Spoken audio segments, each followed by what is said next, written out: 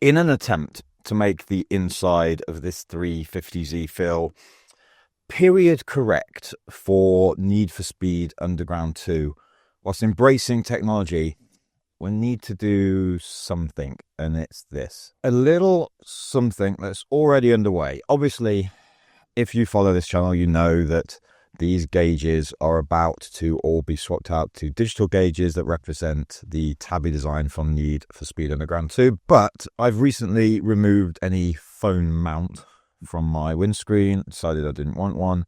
And here we have the original head unit, but really behind it, as we'll see in a second, beep through there, is a modern, really good Kenwood head unit.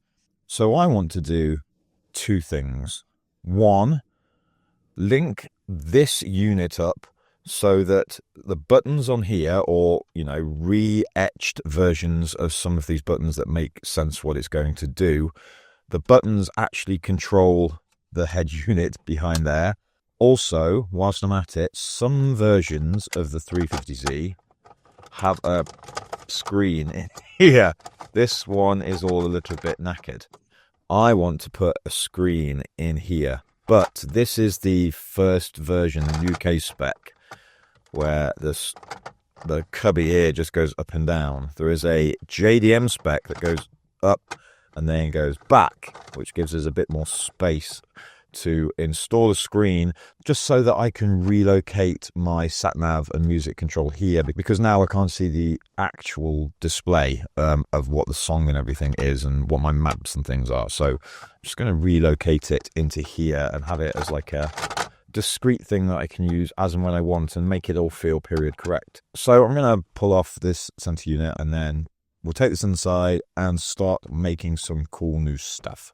With it removed, it's just 4 screws on the back. We can take a look at the various different kind of options we had for doing this. Now, ideally, I would have loved to have used one of these. This is the OEM sat-nav that you get in the 350Z, but this one came out of a HR, which is the later version of the car.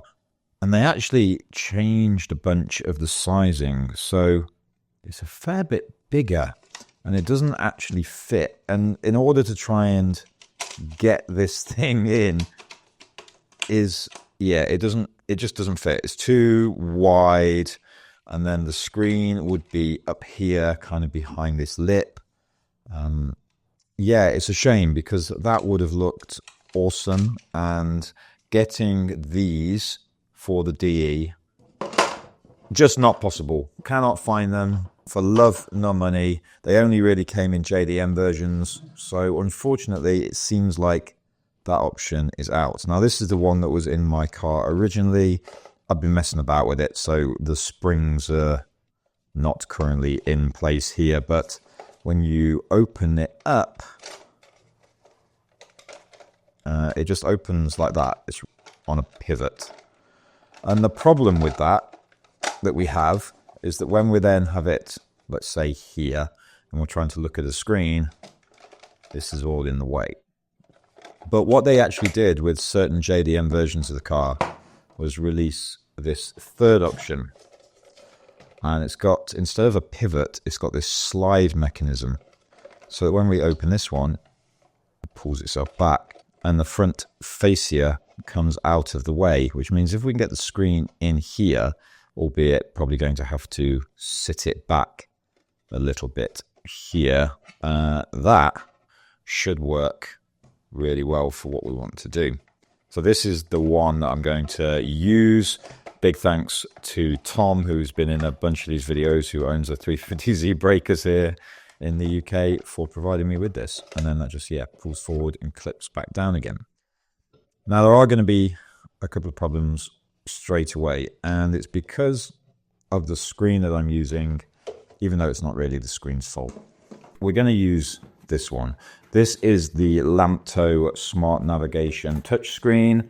For full disclosure, Lamtto have sent me this unit for free in order to use in this video, but they have not paid me anything for this review, so completely my own thoughts and opinions.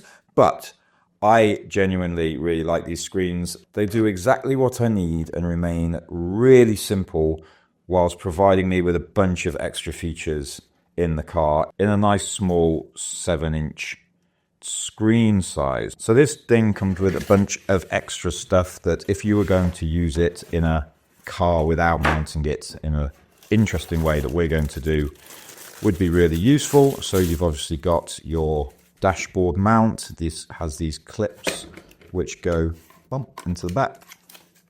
That will hold onto your dashboard really well. I will show you how I know that that works really well in a bit, because even though they sent me this for free, I bought another one and I have it in my Civic. Plus we have a generic charge cable that goes into your cigarette lighter, pretty common. A jack to jack 3.5mm if you want to connect this thing up, hardwire it. There's a AV slot in the bottom there, and there's an optional extra of a reversing camera which you can plug into here, which again I'll show you in a bit because it's in my other car. So the reason I picked this is because this screen size, corner to corner, if you ignore the black outline bit, which is the additional bezel, is exactly 7 inches. And the space that we have inside here is basically 7 inches corner to corner. If I just plug this in, we can take a very quick look at the functionality that it provides. You get a startup screen, which we can change. Bum, bum, bum, bum, bum. I have set this up once before, so it's going to automatically connect to Bluetooth, which is connected to my phone, which should mean Android Auto automatically starts up. Here we have Waze on one side, and then you could automatically just one click to go to your home address. You've got music over this side, or we can go into apps. And then these are just replicas off my phone. So I'm sure if you've ever used Android Auto before, you know roughly what you're looking at here. It just replicates some apps from your phone, and you can, change your settings of how this works. Actual little things like I don't like having all of the extra sounds and all that kind of stuff on. But this is just like super cool because it's so minimal. It gives me maps, which then just expands in a really nice, cool way. If I just want to have just maps or sat navigation, switch to Spotify, go to all my songs, Google Maps. It's just simple and minimal, and that's what I really like about it. And obviously there are things like we can change the brightness, all that kind of stuff. So for a period correct screen, in the 350Z originally, if you had one of these, you would get the sat-nav in here, but it's, I believe, TomTom, and it can't be updated past around 2004. So the old information's really bad. But if we have this in, obviously, this is why this one would have been perfect if it had got in there. But yeah, this is going to be a fantastic replacement. There is a problem, though. And because touchscreens work the way they do, they have this black bit around the outside, and that's pretty much the case on most touchscreens and most screens like this that you would ever buy. And this is what makes the touchscreen element work. So it's necessary. But that, plus the extra bezel, like the protective outside plastic bit, which again is obviously also needed, means that it's ever so slightly too wide because of these two slide rails. If I tried to position this where it would roughly go, basically the slide rails and the outer plastic bezel want to take up the exact same bit of space.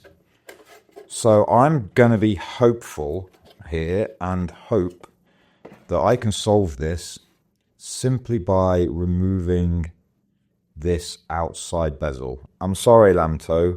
I do really like this, but I do have to take it apart and see if we can easily enough remove this outside bezel. Yeah, first little challenge. But obviously, if you're going to use one of these, you probably aren't going to do that bit. There we go.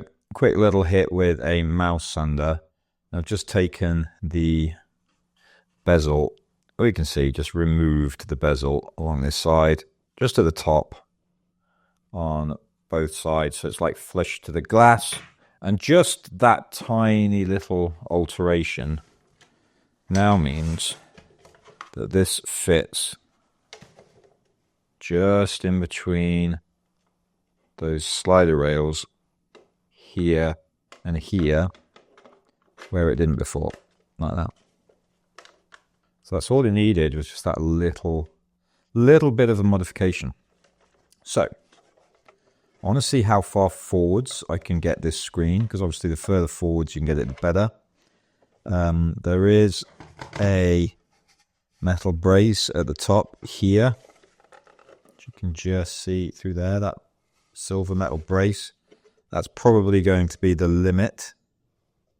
So maybe just take this thing apart and then mark as close as we can get, and then cut it apart with a Dremel so that this back section is all removed.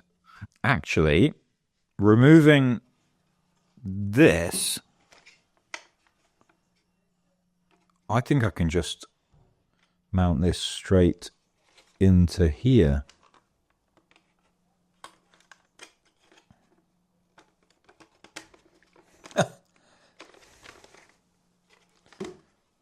Oh my god. Let's plug it in. So that fits in there pretty much perfectly. Still a little bit too wide at the bottom. So what I've done to clip this edge, I'm just going to have to clip a little bit further down because it's pressuring it outwards. But then I can just mount this screen in the back and it's good to go. And then I can probably use these holes where the original backing thing was pushed onto in order to make something that will hold all this in place, which will make life a lot easier than having to like fiberglass it or fabricate something. Let's just do one thing at a time, and yeah, let's get all this attached.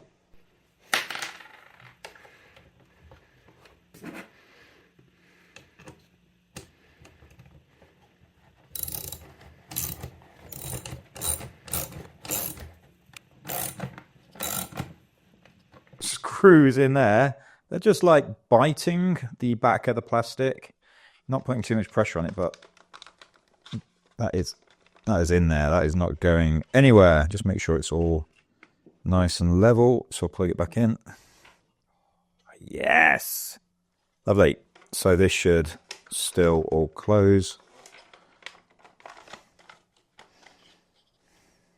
and then when it opens up, we have our screen. Absolutely bang on. Very, very happy with that, and that is not going to go anywhere. So I've obviously got to get the USB power to this somehow, but because there is a hidden modern head unit that goes directly below this, that has USB output. So I can just literally use one of these USB cables, and then when the main head unit comes on, this comes on drawing the power from it.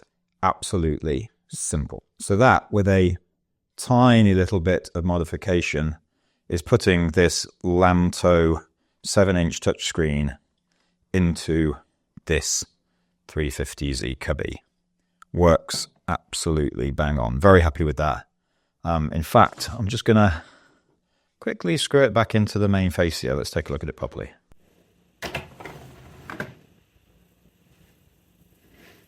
So, we're out in the car, and everything's back in place. Let's not worry about this right now, but I love the way that slides away. These ones are so cool. Screen is obviously off. Let's put the car's power on. One more cool thing. Customize start screen.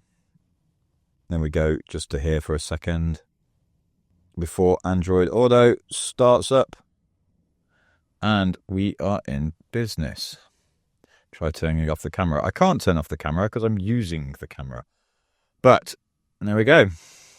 I am not at home.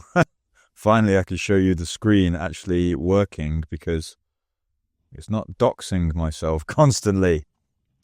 So yeah, this is the screen, as you see, nice and responsive. But yeah, it's all in here, looks awesome.